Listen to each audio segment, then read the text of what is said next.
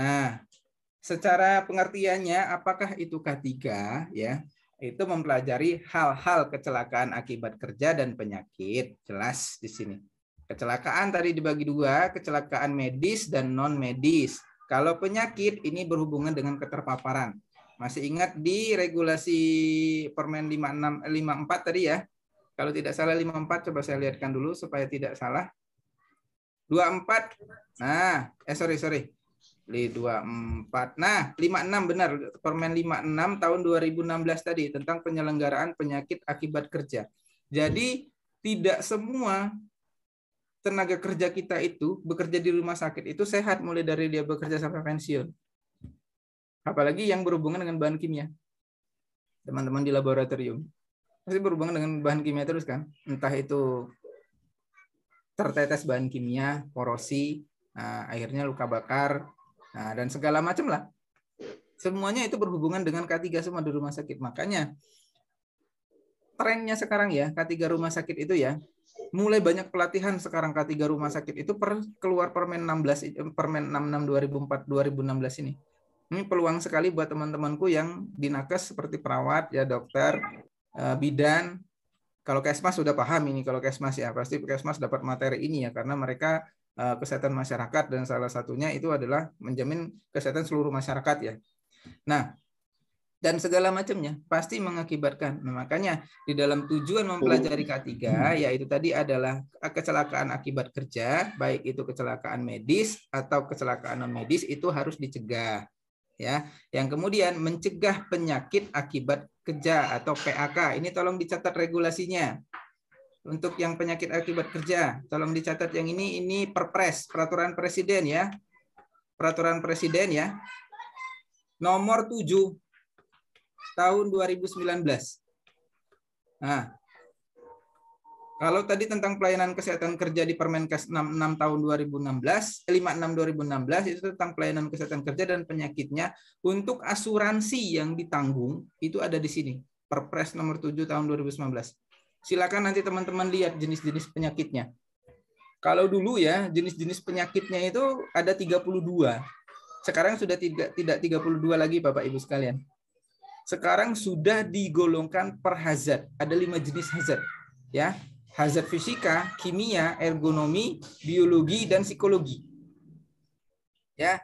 Kemudian untuk hazard safety itu ada hazard limbah B3, ada hazard mekanik, ada hazard listrik, ya, dan segala macam.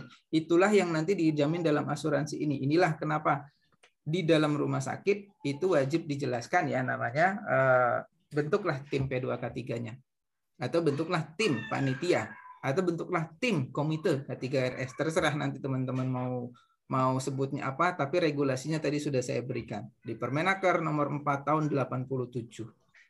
Cara pembentukannya. Nanti di Pak, apakah kami bentuk secara sendiri? Benar. Melegalitaskannya kemana Pak? Bukan hanya direktur rumah sakit saja. Kita harus melegalitaskannya ke Dinas Ketenagakerjaan. Jadi struktural yang sudah Bapak Ibu buat, kasihkan ke Dinas Ketenagakerjaan untuk pengesahan.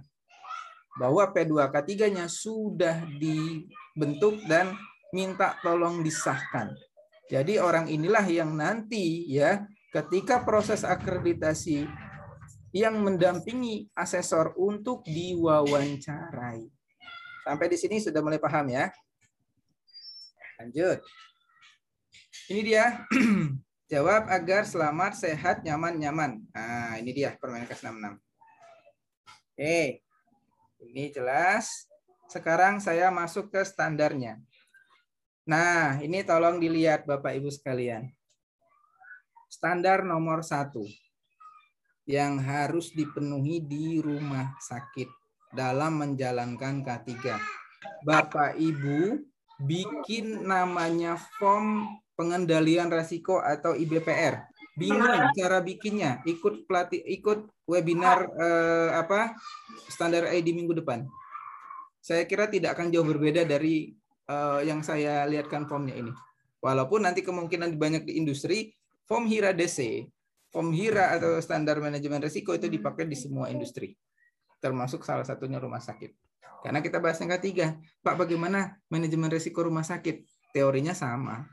Hanya saja form IBPR-nya yang nanti berbeda tulisan. Gitu.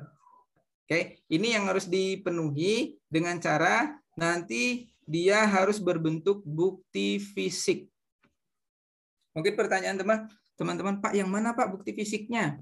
Setiap kegiatan pekerjaan ya, nanti tolong dibagi dua dulu, kegiatan medis dan non medis. Untuk yang medis serahkan kepada tenaga kesehatan, untuk yang non medis silahkan dari non kesehatan. Gitu. Oke, buatlah form ini. Ini bentuk formnya nih. Setiap kegiatan harus punya manajemen risiko. Kalau di rumah sakit itu ada 100 jenis kegiatan ya, atau 100 jenis pekerjaan, 100 manajemen risiko itu harus dinilai semua. Itu salah satunya kenapa tadi kemampuan kita ya membutuhkan form yang alat yang sangat mahal, formnya juga mahal. Itu salah satunya. Tapi bagaimana menilai ini, Pak? Ini nanti dilihat dari risk grading metric. Bingung soal ini nanti silakan ikut minggu depan ya sama standar ID. Nanti pasti akan dijelaskan ini karena pembahasannya Hira ya kalau saya tidak salah lihat.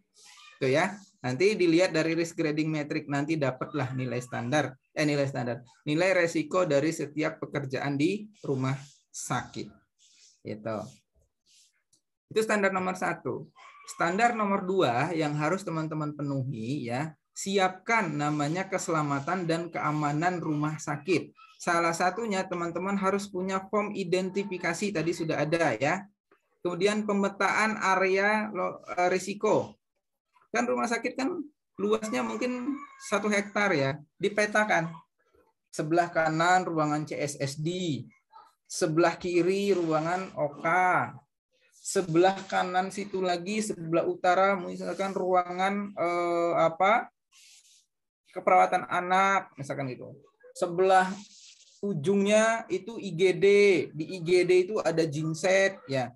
Di belakang rumah sakit ya, di belakang rumah sakit itu ada pengelolaan limbah, TPS sementara ya, tempat penampungan sementara limbah, itu dipetakan semua area-area risiko tersebut. Nah, makanya di dalam keselamatan dan kesehatan kerja, di dalam keselamatan dan keamanan rumah sakit, teman-teman harus mampu membuat 3 form ini.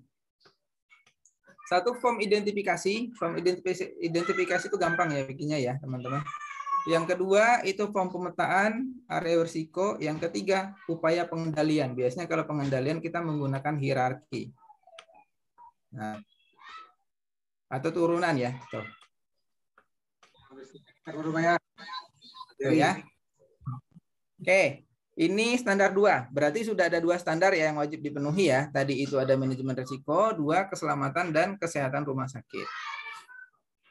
Nah, tujuannya apa untuk yang ini ya? Untuk yang apa namanya upayanya ini? Yang 1 untuk semua staf, menjamin keamanan semua staf, ya. Yang kedua melaksanakan sosialisasi keamanan kerja seluruh karyawan. Yang ketiga, ini setiap petugas wajib memenuhi ketentuan dalam K3. Salah satunya apa? APD. Dan segala macam ya. Pencegahan penyakit infeksi, PPI ini masuk nih. Ada nggak PPI dalam standar akreditasi SENAR tadi? Kita lihat, ada nggak? Ada ya?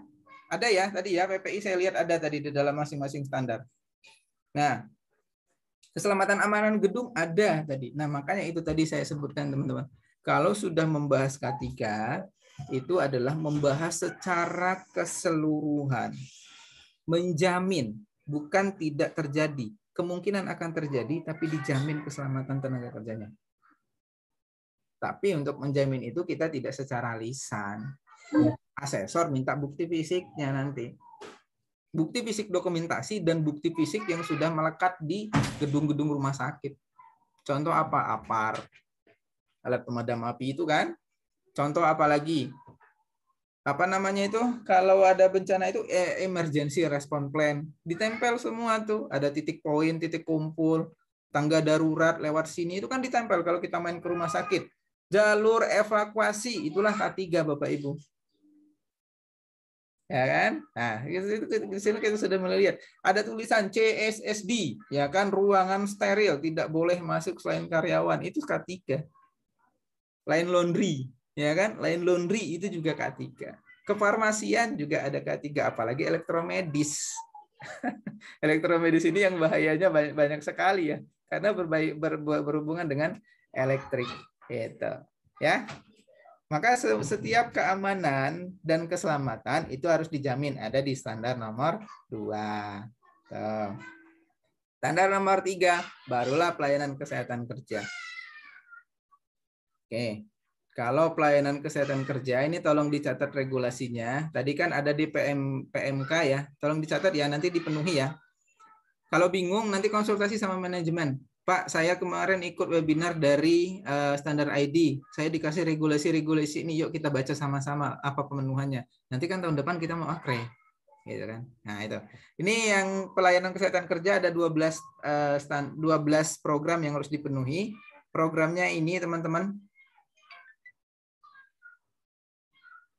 Nah, ini program minimal ya. Program minimal yang harus dipenuhi. Ini semua harus berbentuk bukti fisik ya. Dan dilaksanakan. Nah, pemeriksaan awal tenaga kerja, pemeriksaan berkala sudah dilaksanakan belum? Kalau belum, laksanakan dulu. Tahun 2019 ya, 2019 akhir sebelum pandemi, saya berkunjung ke salah satu rumah sakit di Yogyakarta. Kebetulan di 2020 tempat penelitian saya ya. Kebetulan 2020 rumah sakit tersebut menjadi tempat penelitian saya. Kebetulan saya tidak bertemu, yang saya wawancarai bukan tenaga kesehatan, tapi dari tenaga keagamaan ya, karena salah satu rumah sakit Islam di Indonesia, di Yogyakarta. Saya tidak akan sebutkan nama rumah sakitnya. Karena saya dari K3, beliau nelpon saya, Mas bisa ke rumah sakit? Bisa. Ada apa Pak? Saya mau tanya terkait program pelayanan kesehatan kerja. Kebetulan beliau kan tadi sesuai dengan pertanyaan dari Pak Astaka ya, boleh dari tenaga non kesehatan, tapi nanti untuk untuk keselamatan medis tolong diberikan ke kesehatan saja. Ya. Nah, kebetulan beliau itu adalah salah satu pengelola ya, pengelola ketenaga kerjaannya. Nah, dia tanya, Mas, 12 program ini harus kami penuhi nggak kalau di pelayanan kesehatan kerja? Penuhi, Pak. Nah, saya seperti itu kan.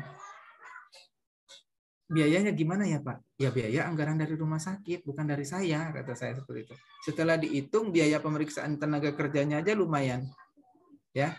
Belum peralatan P3K. Peralatan P3K kan kalau rumah sakit kan punya, tapi kan nggak boleh dicampur adukan. Tetap harus punya sendiri. Gitu ya.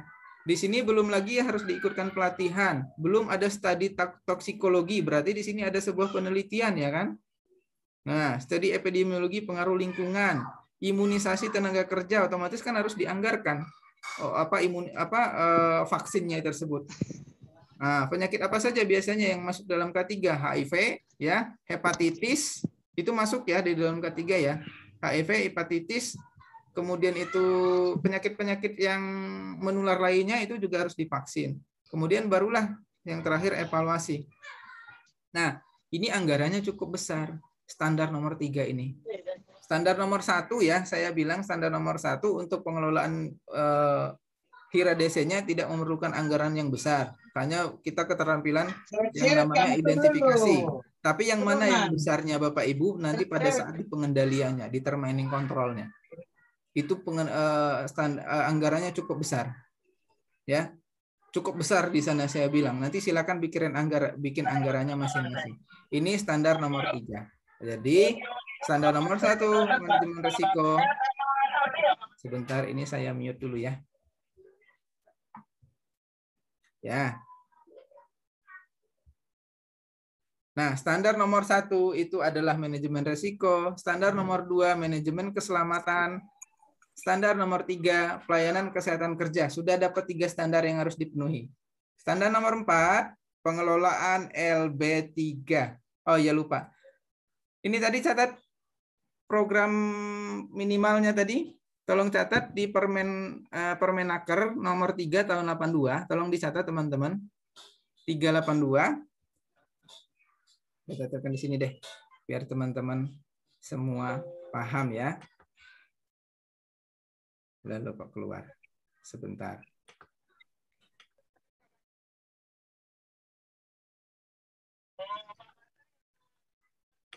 Nah, ini ya. Program minimal tolong dicatat di sini. dapatkan melalui link. Permen ya, Permenaker ya, Naker nomor 382. Nanti tolong dibaca ini ya. Dan PP nomor 88 tahun 2019. Nanti tolong dibaca-baca. Nanti kalau menyediain anggaran untuk standar nomor 3 ini tolong dibaca 2 regulasi ini. PP itu peraturan pemerintah. Kalau Perpres itu sudah peraturan presiden ya, itu ya. Ini yang nanti program minimal nanti harus dibaca, harus dipenuhi dokumen-dokumennya. Nanti bingung Pak, ada di pasal berapa? Nanti saya berikan tadi, saya share nanti ke Pak kepada ini atau teman-teman di standar untuk memahami standar-standarnya tadi ya. Baru yang nomor 4 ini adalah limbah rumah sakit. Limbah ini banyak sekali ya, limbah limbah medis, limbah non medis, limbah padat, limbah cair, limbah berbahaya dan beracun. Tuh, regulasinya tadi sudah saya sampaikan. Untuk yang terbaru di PP 22 tahun 2021 dan untuk diturunkan ke Pasienkes, Permenkes nomor 56 tahun 2015 masih dipakai. Hati-hati nomor 4 kalau sudah terjadi pencemaran lingkungan di sana kena Undang-Undang 32 2009 paling minimal dendanya 1 miliar. Tuh. Oke, paham nomor 4 limbah. Proses pengelolaannya seperti ini. Ini yang Anda siapkan. Yang harus Anda siapkan ini adalah memiliki lembar datasheet. Ini saya catatkan regulasinya. Tolong dicatat di datasheet sini. Di datasheet sini regulasinya Kepmen Naker nomor 187 tahun 1999. Nanti tolong lihat ini cara menyiapkannya bagaimana di rumah sakit. Nah, Kepmenaker 187 1999. Ini tentang MSDS. Kalau bahasa Indonesia LKD ya. Lembar kerja datasheet ya. Data keselamatan ya itu ya. LKD. Kalau bahasa Sundanya itu adalah material safety datasheet gitu ya. Oke. Kemudian setelah lembar kerja ini disiapkan, satu limbah B3 itu harus 1 lembar ini. 1 lembar. 1 limbah B3 itu harus 1 MSDS. Jadi kalau ada 100 jenis LB3 yang digunakan di rumah sakit, saya yakin rumah sakit menggunakan LB3, nggak mungkin nggak. Itu ngebersihin gigi itu gimana bahan kimianya? Anggaplah asamnya saja ya, karena teman-teman mungkin dokter gigi yang paham ya. Itu limbahnya gimana? Kemana buangnya? Suntikan, spet kemana buangnya?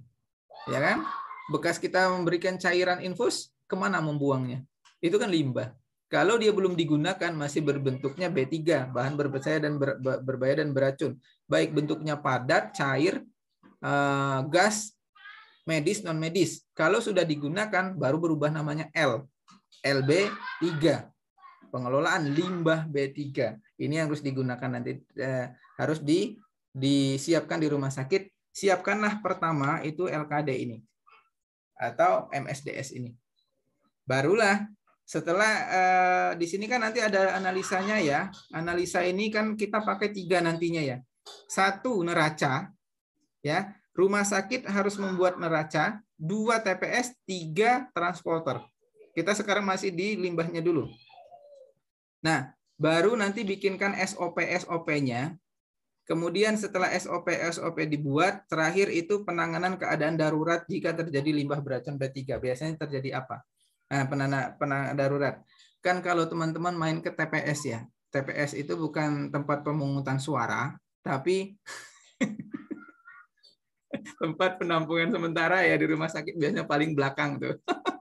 Ada titik koordinatnya ya kan itu. Nah, di dalam TPS tersebut kan ada APAR. Di luar TPS kan ada tabung oksigen, ya kan biasanya. Kalau kita mau masuk, siapkan tabung oksigen di depan. Inilah salah satunya kalau nanti penanganan keadaan darurat di limbah berbahaya dan beracun. Lebih bagus lagi kalau di ruangan TPS tersebut ada sprinkler, karena bisa kemungkinan jadi meledak loh di sana. Ingat teori segitiga. Teman-teman sudah tahu teori segitiga api belum ya? Kan ada oksigen, ada full, ada heat kan, panas. Ketika bekas limbah itu menguap, ya bahan kimia menguap, ada oksigen, akhirnya terjadi panas, dar meledaknya. Meledaklah itu ruangan limbah B3. Itu salah satu yang harus kita lakukan. Jadi intinya ini yang harus teman-teman siapkan. Yang ini, yang ini, yang ini, yang ini, yang ini harus disiapkan lembar-lembarnya. Karena kita bicaranya akreditasi ya. Kalau akreditasi mau nggak mau dokumen fisik harus disiapkan. Nah, penata laksananya seperti ini. Menurut Undang-Undang 32 2009, ini sengaja tidak full screen ya teman-teman, biar saya enak ngetik aja ya. Nanti sambil nerangkan saya ngetik di sini ya. Teman-teman harus buat neraca. Neraca ini cukup berbentuk dengan lembar saja ya. Lembar data. Cukup itu saja neraca. Lebih baik lagi kalau sudah penghitungan dengan kilogram. Kalian kalau sudah berbentuk limbah nanti sudah bukan liter, sudah bukan apa, nanti hitungannya semuanya kilo ya. Lebih bagus lagi kalau sudah seperti itu. Kemudian rumah sakit dan puskesmas harus punya TPS. Tempat pembuangan sementara harus berizin. Dislink ya, Dinas Lingkungan Hidup ya. Nah, baru transporter, pengangkut atau pihak ketiga. Pembuangan akhirnya mau dikemanakan? P3. Nah, itu. Jadi rumit kan membahas K3 ya, teman-teman. Mungkin selama ini kita tahunya, ini termasuk saya pribadi ya, saya perawat dulu tuh teman-teman. Kalau mendengar nama-nama K3 nggak akan jauh dari APD sama APAR. Udah itu aja pokoknya. Ya. Mas, tahu K3? Oh, tahu APD, APAR itu jelas. Setelah saya menekuni K3 ya masuk di S2, kemudian ngambil sertifikasi berbagai K3, walah toh ternyata rumit. Toh ada limbahnya, ada AMDAL-nya, ada ininya, ada tenaga kesehatan, tenaga kerja harus diperiksa. Ya kan, ada manajemen resiko. Manajemen resiko itu susah banget dulu saya memahami teman-teman. Ya bayangkan kalau di ruangan OK saja, saya sebut ruang OK ya, yang saya pengalaman saja ya. Setiap tindakan kan harus ada resikonya. Jangankan itu, kita kalau membuat diagnosa keperawatan kan ada diagnosa. Saya berbicaranya keperawatan ya saya teman-teman, karena saya dari background utamanya keperawatan sebelum pindah ke Kesmas. Kan ada resiko diagnosa. Ya, resiko. Diagnosa itu kan ada dua. Diagnosa berbentuknya risiko, diagnosa berbentuknya potensial. Diagnosa aktual, diagnosa potensial. Aktual ini yang sudah terjadi, seperti Bu sakitnya apa? Saya panas, demam, mual, muntah, itu sudah aktual. Gangguan rasa aman, biasanya seperti itu, ya kan? Diagnosa keperawatannya. Nah, resikonya kemungkinan cairan masih potensial, belum terjadi. Inilah yang diterapkan di dalam K3. Resiko kebakaran, ya kan? Resiko terjadi ledakan di limbah, resiko tersetrum listrik, resiko KTD pada keselamatan pasien, resiko pencemaran lingkungan, resiko penurunan pasien. Kenapa? Karena rumah sakit kita tidak mampu mengikuti perkembangan zaman. Di Jogja itu ada beberapa rumah sakit yang tutup loh teman-teman. Tuh, karena tidak mampu mengembangkan apa? Salah satunya perkembangan zaman ya, saya sebutnya. Yang saya ini ya, itu telemedicine. Telemedicine itu membutuhkan anggaran yang sangat besar, tapi resiko K3-nya tinggi. Salah satu contoh seperti itu ya, masih banyak resiko yang lain kalau mau kita bahas. Inilah salah satu pengelolaan dalam B3 harus punya ini. Nah inilah kalau membahas K3, setidaknya untuk melaksanakan kegiatan kita harus paham ini dulu, regulasi paling utama. Karena dimintanya Pak Menkes ya sekarang ya, Pak Menkes rumah sakit ingat melaksanakan akreditasi. Semua dokumentasi, semua kegiatan harus terstandar oleh peraturan perundang-undangan. Ada di slide-slide pertama tadi. Oke, jelas ya sampai di sini. Sudah ada berapa ini? 1, 2, 3, 4 ya. Sudah ada 4 standar yang harus dipenuhi. Lanjut, standar yang kelima, ini adalah pencegahan pengendalian kebakaran. Ini biasanya disebut dengan K3 kebakaran rumah sakit. Nah, teman-teman yang rumah sakit pasti sudah mendapatkan pelatihan ya. Nggak mungkin kalau nggak. Pasti sudah Udah ada rencana. Sudah ya? berikan tes pedang keneng. Udah. Bertanya bukan ya? Oh, bukan ya. Sepertinya bocor, Itu Pak. sepertinya bocor ya. Oke, teman-teman santai saja ya, teman-teman. Sambil ngopi silahkan, sambil nyemil silahkan ya. Nah, ada pengendalian kebakaran.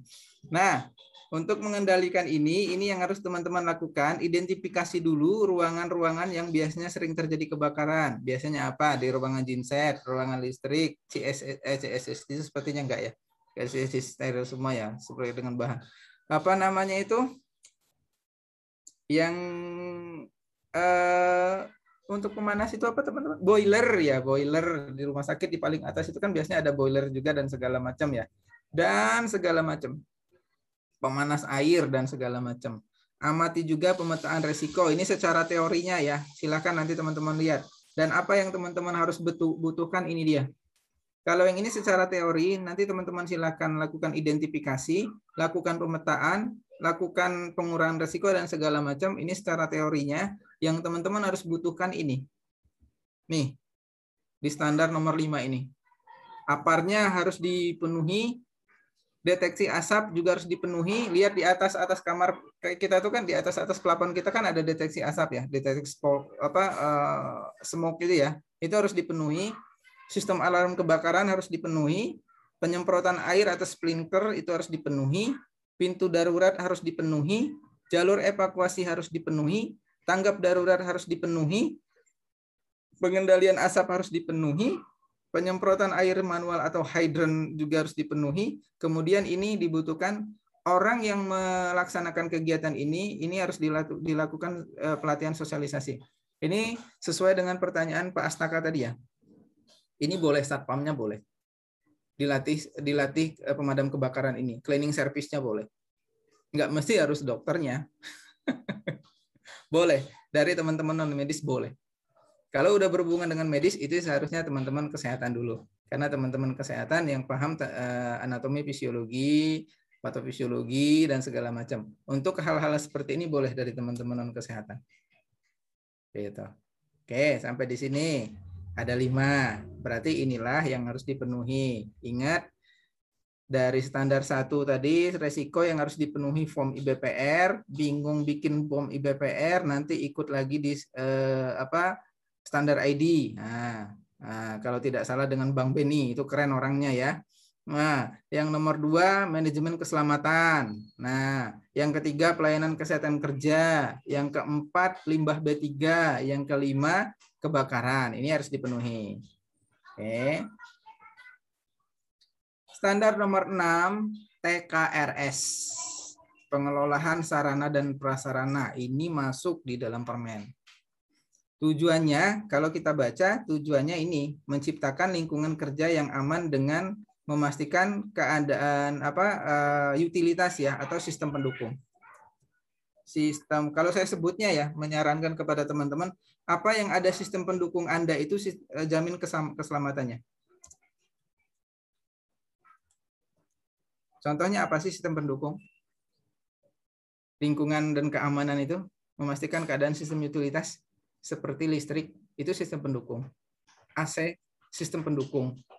Ya, itu semua sistem utilitas seperti itu harus dijamin keselamatannya ya. Minimal kan ada checklist pemeriksaan ya kan. Checklist pemeriksaan, checklist inspeksi. Nah, oleh orang yang benar-benar paham tentang inspeksi K3. Tuh ya, teman-teman. Itu nanti disediakan. Disediakan ini tujuannya. Yang kedua, meminimalisir resiko yang mungkin akan terjadi. Nah, itu tujuannya. Sekarang apa yang harus dipenuhi? Ini dia. Inilah sistem utilitas. Atau biasa saya sebut sistem utility.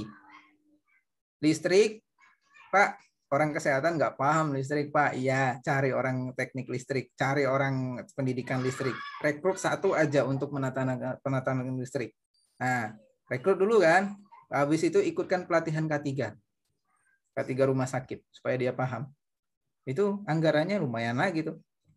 Nah, dipikirkan lagi lah sama bapak-bapak direktur nanti ya. Yang jelas kan tujuan kita melaksanakan kebutuhan akreditasi inilah yang nanti dibutuhkan. Kalau ada listrik, dibutuhkan sertifikat listrik tersebut.